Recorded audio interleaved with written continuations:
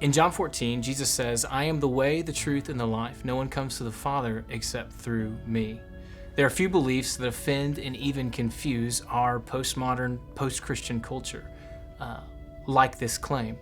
The Bible unapologetically says that there is salvation by grace alone, through faith alone, in Jesus Christ. This is a truth claim, but not just a truth claim, it's an exclusive truth claim. The claim that our culture would rather us believe, the claim that our culture is more comfortable with, is that there are many ways, there are many truths, and there are many lives, and no one can tell you which one is better than the other.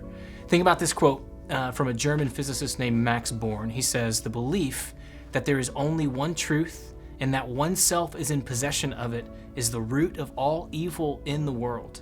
It's a really bold claim. So what do we do with that? Is it arrogant for us as Christians to believe that we are right and that other people are wrong? Is it evil for us to believe so? How are we to respond to this objection? First, let's consider what the quote from this German physicist. What he's saying is, he says that to claim that you have truth and that others don't have it is the root of all evil in the world. The problem with that claim is that he does what he's saying you can't do. In other words, he's making an exclusive truth claim, stating that you can't make exclusive truth claims. So it's hypocritical, it's contradictory. And this is the problem with the idea of inclusivism. To truly be inclusive, you would have to be inclusive of beliefs and systems that make exclusive claims. If you're not truly inclusive of those, then you yourself become exclusive. The point is this, that you cannot make a truth claim. You cannot say that something is true without at the same time saying that other things are not true. It's simply impossible to do. So think about this. If somebody were to tell you, just like what this guy says in his quote, if somebody was to tell you that you can't tell people how to live their lives, they've just done to you what they're telling you that you can't do to other people. They've imposed a truth on you. Like, imagine if you were sharing your faith with a coworker and another coworker was sitting there listening and they chimed in and said, "Who do you think you are? You can't impose your beliefs on other people. You need to let them determine truth for themselves," right? So they've just contradicted themselves in interrupting. And in a way, they've actually tried to evangelize you. They've actually tried to convert you in allowing their beliefs, their claims of truth to dictate how they're interacting with you.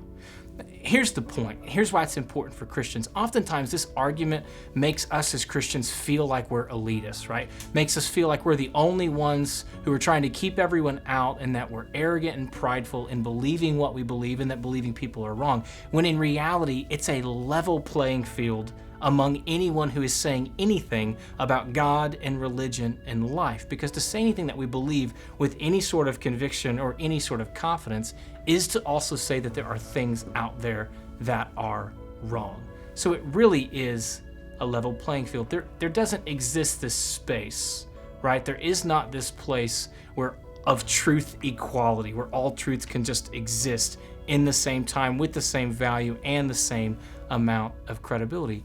So if we get there, if we realize how weak that objection is, if we realize how hypocritical and inconsistent that objection is, then we don't have to talk about whether or not we have a right to tell someone what we believe. We can talk about why we believe it's true, how God has revealed it to us, how God has allowed us to come to the conclusions that we've come to. Now, let me make just a few more comments. One, I don't believe that response is going to automatically sway anyone. The reality is this, is that God is the one who opens the hearts. The hope is that kind of response gives Christians confidence to know that we have sound, intellectual, reasonable responses to these objections that many people think are so solid and so intimidating. But the reality is this. The purpose of apologetics is not to open the heart. The purpose of apologetics is to shut the mouth. And that would be the hope and understanding, to give confidence and to be able to respond to some intellectual objections that people have. And then secondly, this. The exclusive claims of Christianity can easily offend, and we can't control that as Christians. But the Christian should always conduct themselves within those exclusive claims with a great degree of humility. while there's nothing arrogant about believing what we do, there are many Christians who hold our beliefs in arrogant ways, and that's such a tragedy. Jesus is the way, the truth, and the life. But the truth about that exclusive claim is it's very inclusive in its invitation. He's the way, the truth, and the life for all different races and all different histories and all different ethnicities and all different tax brackets. And so we as Christians should hold in one hand with confidence the truth of our faith, but should have an open hand of compassion and humility to any who we could include in the hearing of what we believe.